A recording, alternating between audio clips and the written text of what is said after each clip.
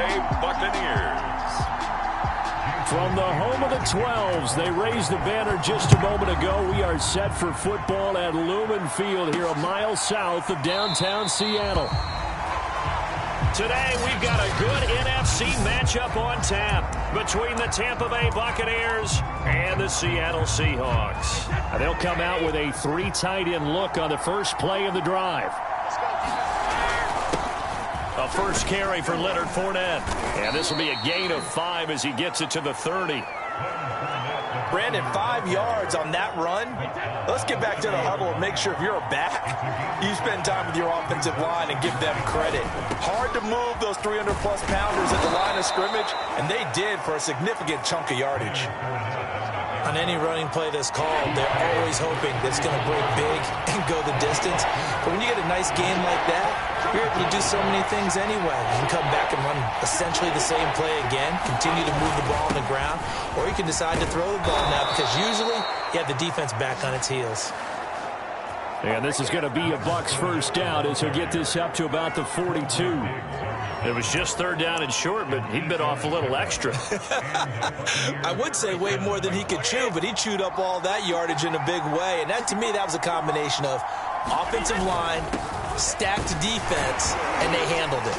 Okay, they got the leverage, they got the blocking angles, and opened up a nice crease. And once you get past that first wave, there's room to roam. Yeah, that's just the 3rd play from scrimmage. They wanted to avoid that 3-and-out. They did. Fournette. And he'll be taken down as that will take us to the end of the first quarter of play. No score after 1 on EA Sports.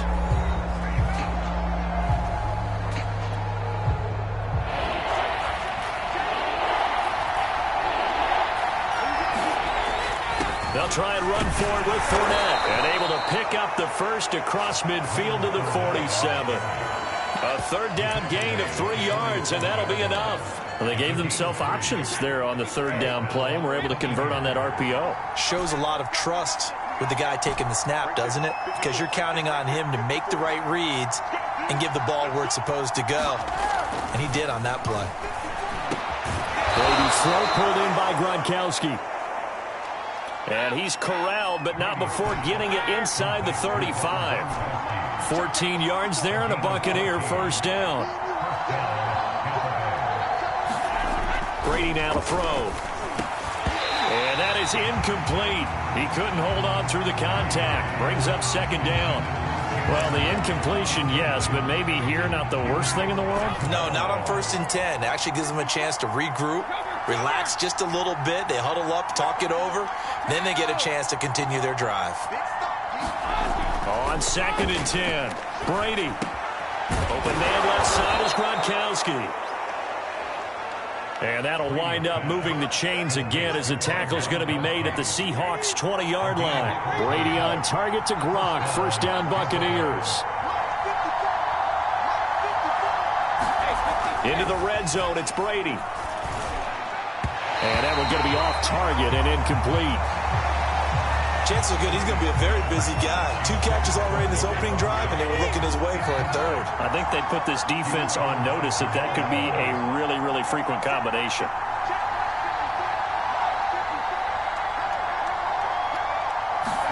Brady again here on 2nd and 10. And he comes back with one complete. And the Buccaneers are going to have a 1st and goal as he'll be taken down at the 7-yard line. A terrific opening drive has them knocking on the door. 1st and goal.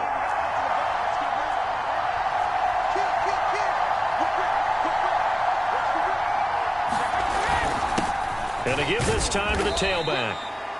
They'll get this halfway home from the 8 to the 4 on a gain of 4.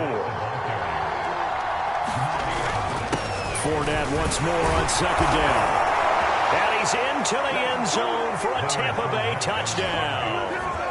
Leonard Fournette in the final seconds of the first half. And the Bucs take the ball down the field and score on their opening drive. Well, that drive felt like it took up an eternity. We finally have some action on the scoreboard. Yeah, but plenty of action prior to, because that drive took up all the first quarter before we spilled into the second, and finally, points were registered. On the other sideline, they're chomping at the bit just to get the football. And now Coach Bruce Arians has made the call. His guys will go for 2.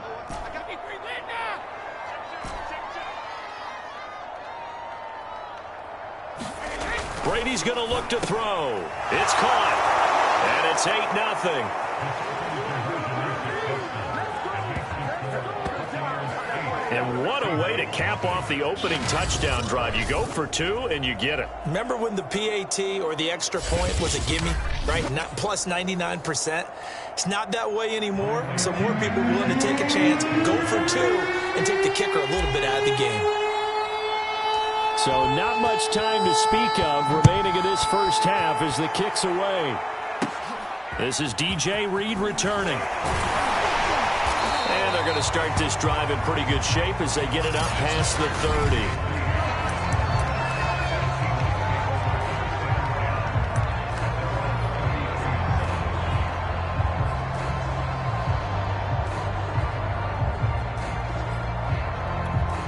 Likely time for one final snap as they start out 1st and 10. Here's Wilson. And this incomplete. An excellent play downfield on the football. Might have had a shot to pick it off even, but it's 2nd down.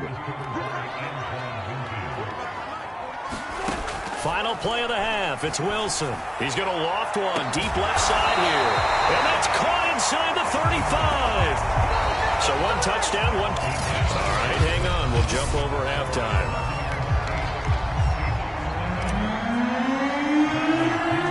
The Seahawks trailing, but they will have possession first here as we resume action in the 3rd quarter. Here's Reed returning. Oh, a good return up past the 30.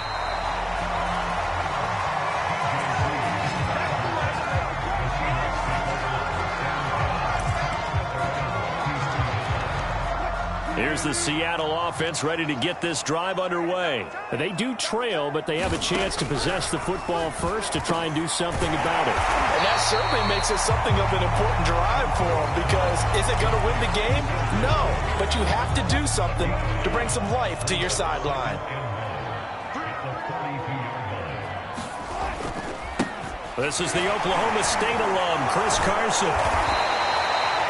A gain of just a yard, but it's a 1st down. 2nd and 1 is often an invitation to take the big shot downfield. I'll bet the offensive lineman said, are you kidding? We just get on our backs and let's go get the 1st down. They love being physical. This is Carson. He had a great strong move, but he'll still be stopped shy of midfield. And Ndamukong Suh makes the tackle. The run got 4. Now they deal with a 2nd and 6. They run it with Carson. He'll get 3 up to midfield. Some of the most unselfish players on any football team, defensive tackles, because we ask them to just eat up blocks and allow other people to make tackles. But when he can make a play himself, as we just saw there, that's a big day. So they'll get a little extra time to come up with his 3rd down play as we played 3 quarters. This is the National Football League on EA Sports. From midfield now, here's Wilson. And this a quick slant to Lockett. And he is going to have a Seahawks 1st down as they're able to get the 3rd down conversion. Throw right side is into the hands of his tight end, Everett. Clock running, and the Seahawks, they're running too, trying to speed up to the line of scrimmage. Out left, he's got it to Everett. 1st down now, but the clock continues to move. Throwing now is Wilson. His throw incomplete. That's certainly not the worst thing. It stops the clock and lets your offense catch its breath and lets us exhale a little bit. Now I expect them to call a couple plays in the huddle, so they're ready if a tackle happens inbounds. They get 7 out of that, so they're left with a 3rd and 3. Wilson trying to urge his guys to go faster and get set at the... Oh, no, he lost the football. And it's picked up by the Buccaneers.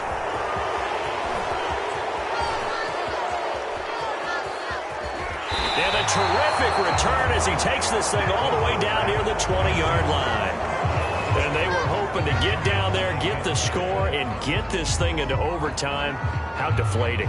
Absolutely. I mean, let's face it, heartbreaking. They had an opportunity, had a chance, and probably were feeling pretty good about what was going on, and that was taken away from them by their own mistake. Yep, the opportunity squashed. Push it back. Push it back. Check, check, check, check.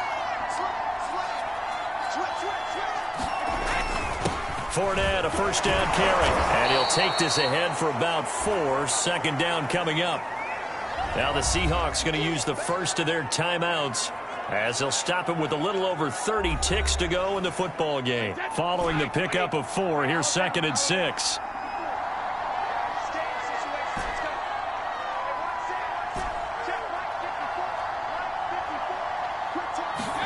Now Brady.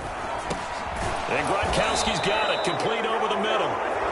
Now the Seahawks call the second of their 3 timeouts as they stop it with 28 seconds to go in this football game. It's 1st and goal, and a late touchdown at this stage could officially salt this one away.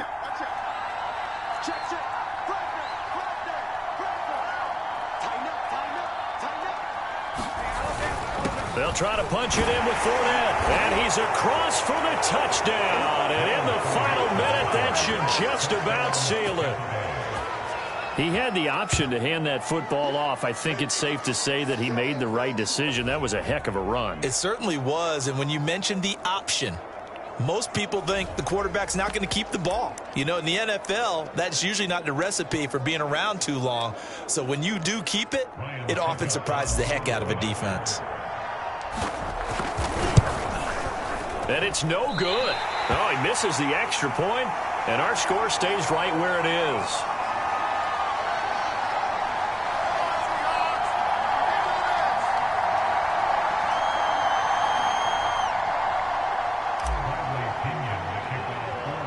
Now he's back out there to boom this one away, maybe with some frustration after the PAT miss. And a short kick taken at about the 16. And a nice return sets him up pretty good here right at the 30-yard line.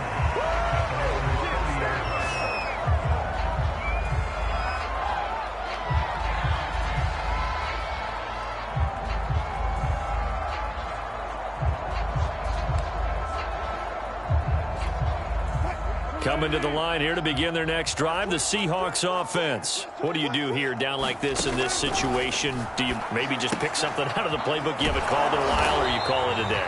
You can do that, or you pick something that's a staple for you and should work better and try and execute that on the way out the door and maybe get back to base and feel a little bit better as you end a ball game that's been a frustrating one for you. And we'll see if they go back to base. Forced out to his left.